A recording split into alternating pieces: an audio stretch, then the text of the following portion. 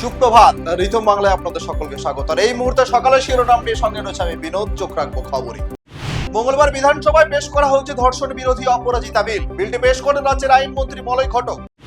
অপরাজিতা বিল নিয়ে শুভেন্দু অধিকারী বলেন, সরকারের আনা এই বিলকে সমর্থন করছি, কিন্তু আপনারা এই বিল আনতে তাড়াহুড়ো করলেন কেন? একই সঙ্গে বললেন, আমরা ফলাফল দেখতে চাই, অবিলম্বে কার্যকর করতে হবে এই বিল। আরজিকর মেডিকেল কলেজ ও হাসপাতালে প্রাক্তন অধ্যক্ষ সন্দীপ ঘোষকে 8 দিনের সিবিআই হেফাজতে রাখার নির্দেশ দিয়েছে আলিপুরের বিশেষ সিবিআই আদালত।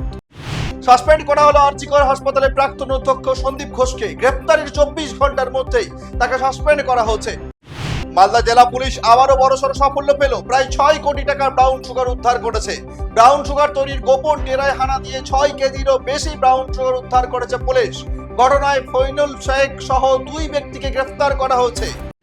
হাতে প্ল্যাকার্ড, তাতে লেখা দাবি 1 দফা 1, মুখ্যমন্ত্রীর পদত্যাগ। বিধানসভার বিশেষ অধিবেশনে মুখ্যমন্ত্রীর পদত্যাগ দাবি বিজেপি। ডি টাউনের শুট আউটের ঘটনায় মূল পরিকল্পনাকারী হিসেবে অভিযুক্ত বাকিবুল্লাহকে গ্রেফতার করেছে পুলিশ। পুলিশ সূত্রে জানা গেছে, ধৃত রফিক ইসলামকে জিজ্ঞাসাবাদ করার পর বাকিবুল্লাহর নাম উঠে আসে। মঙ্গলবার ব্রুনেইয়ের রাজধানী বন্দর শেরি বেগওয়ানে পৌঁছান প্রধানমন্ত্রী নরেন্দ্র মোদী। সেখানে প্রবাসী ভারতীয়রা প্রধানমন্ত্রী মোদীকে স্বাগত জানান। ছত্তিশগড়ে মাওবাদী নিকাশ অভিযানে বড়সড় সাফল্য পেল সুরক্ষা বাহিনী। ছত্তিশগড়ের মাওবাদী অধ্যুষিত দান্তেওয়াড়া বিজাপুর সীমানায় এনকাউন্টারে নিকাশ হচ্ছে 9 মাওবাদী। চোখ রাখবো পরবর্তী খবরে। সিমলা সহ হিমাচল প্রদেশের 9টি জেলায় আগামী 24 ঘন্টার জন্য ভারী বৃষ্টির সতর্কতা জারি করা হয়েছে। এই মর্মে জারি হয়েছে হলুদ সতর্কতাও।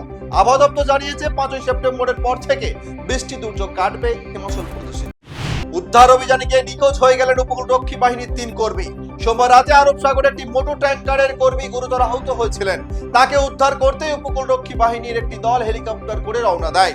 সেই সময় জরুরি অবতরণ করতে গিয়েই ঘটে বিপত্তি।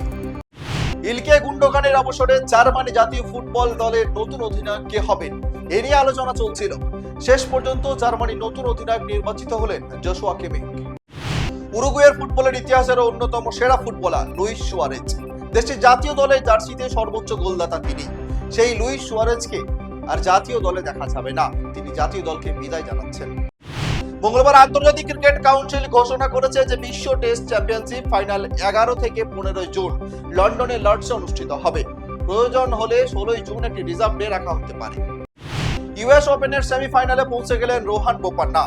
মিক্সড ডাবলসে ইন্দোনেশিয়ার আলদিলা সুজিয়াদির সঙ্গে জুটি বেঁধে খেলে হারিয়ে দিলেন মেথু এফডেন এবং বারবোরা ক্রেজিকোভাকে।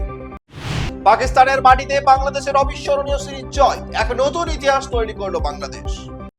মঙ্গলবার তামিলনাড়ুর কৃষক পরিবারের মেয়ে প্যারা শাটলার নিত্যাশ্রী শিভান স্ট্রেট সেটে হারালেন ইন্দোনেশিয়ার রিনা মার্লিনাকে। 2 সেটের লড়াইয়ে খুব সহজে ইন্দোনেশিয়ার প্রতিদ্বন্দ্বীকে হারিয়ে ব্রোঞ্জ পদক জিতে নেন ভারতের নিত্যা।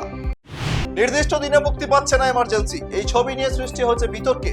আর এই বিতর্কের মাঝেই ছবির সহ প্রযোজক জি এন্টারটেনমেন্ট দ্বারস্থ হলো হাইকোর্টে। আরজিকর কাণ্ডের প্রতিবাদে সরকারি পুরস্কার ফেরালেন অভিনেত্রী সুদীপ্তা চক্রবর্তী।